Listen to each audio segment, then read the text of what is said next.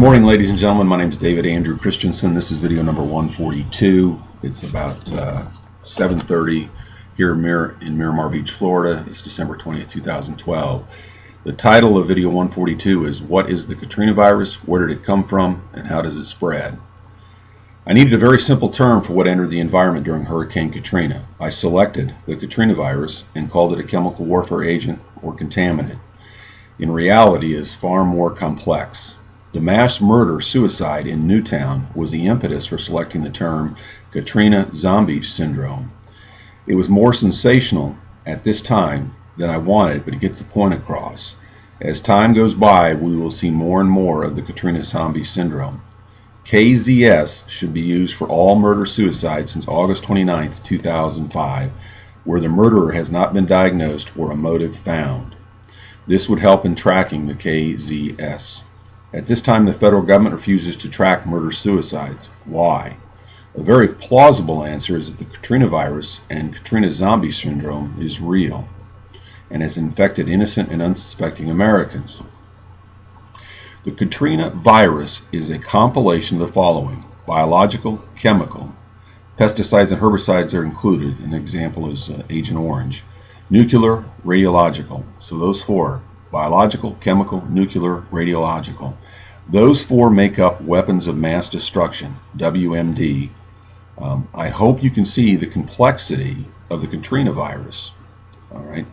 The Central Intelligence Agency and the Department of Defense had classified facilities in New Orleans that studied, produced, invented, analyzed, stored, tested, etc. weapons of mass destruction. Ochsner Hospital, Tulane University, Tulane Medical School, and Tulane Hospital were the most well-known public participants. The weapons of mass destruction structure is still in existence today in New Orleans. I flew presidential, Air Force One, and Secret Service support missions while I was an Air Force pilot and officer. I am intimately familiar with the procedures and protocols. Air Force One did not land at Belle Chase Naval Air Station. If you remember, this with George Bush was on national news. He did a flyover but didn't land. All right. Did not land at Belle Chase Naval Air Station, which was secure. They told the world it wasn't secure, and that was hogwash. Louis Armstrong Airport was secure as well, because the president did not want to take a chance on infecting himself with the Katrina virus. Security was being provided, or could have been provided, with 4 hours notice to Herbert Field in Florida or Little Rock Air Force Base in North Little Rock, Arkansas. I was stationed there and spent a lot of time down at Hurlburt.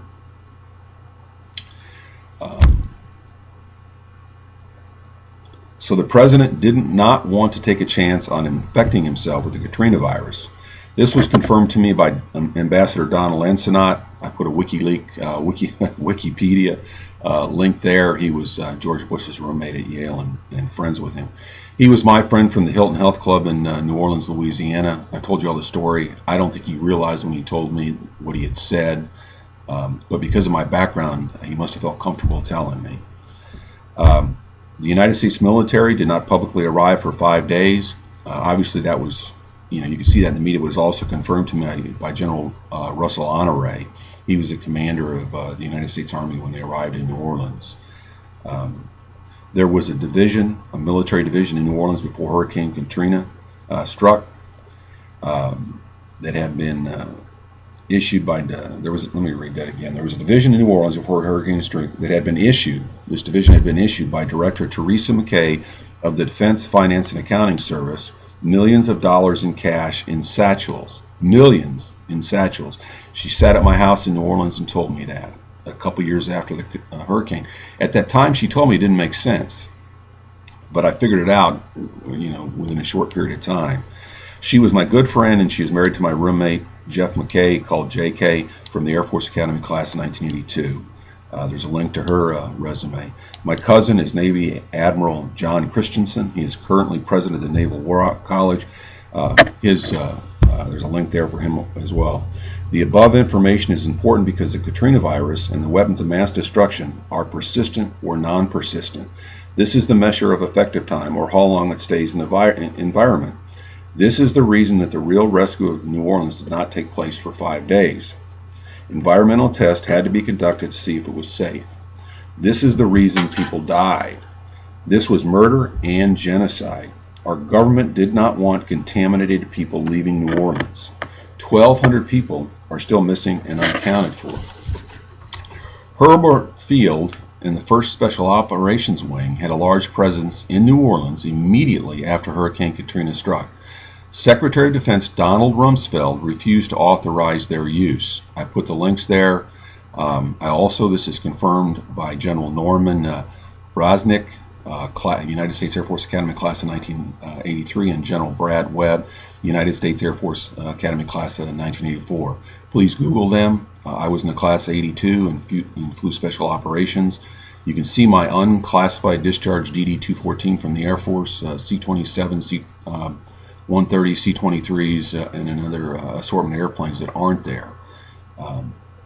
I go on. General Nordy Schwartz, who was just recently the Air Force Chief of Staff, was involved in all this. I've reached out to him because he too is an Academy grad, class of 73. He refuses to communicate with me. I've sent him some emails. I'm not sure why he won't talk to me, but I found that none of the Academy guys will.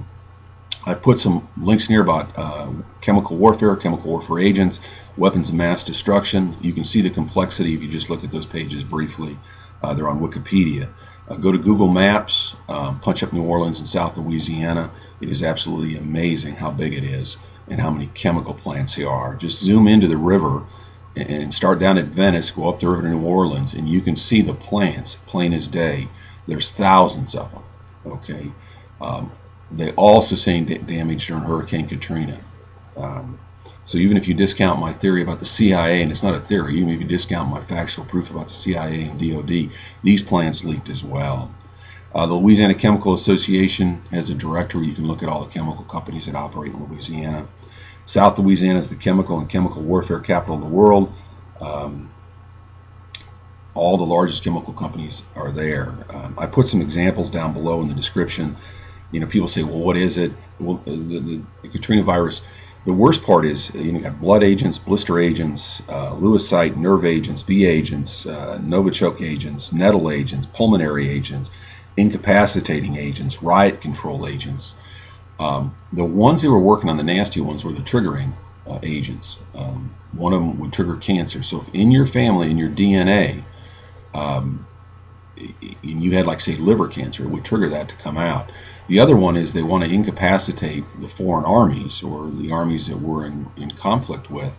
The thing that we do is spread these contaminants, and the initial design was they would be short-lived and their useful effectiveness would be short, but it would turn these soldiers into zombies, and not the kind that you would go kill, but they would just, there'd be, lack of better terminology, no one home.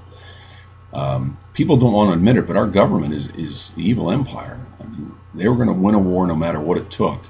And if you look at some of the stuff they invented, it's really creepy. Stuff I couldn't invent, and remember that truth is always stranger than fiction. There's a lot of evidence that AIDS came out of New Orleans. And don't forget the connection with Lee Harvey Oswald and JFK and the CIA and the manufacture of these chemical agents in New Orleans. He lived there for a while, his trip to Russia. And I'm not going to get into that conspiracy, but you can see they had these primate labs spread throughout New Orleans in neighborhoods. They had them in the rich part of New Orleans, the old part of money. The old money is called Uptown. They had them on Louisiana Avenue in Uptown, New York. So take a look at this, see what you think. I had to come up with a name. And it was too complicated to go through and list all this, so I just called it the Katrina virus, and I called it a chemical warfare contaminant or agent. But if you look at the weapons of mass destruction, there was a nuclear accelerator located on Chapatulas on the river. The manufacturing plants, Harcross, which was a Thompson Hayward Chemical Company, produced Agent Orange on Earhart. Dow Chemical, Corexit, you name it.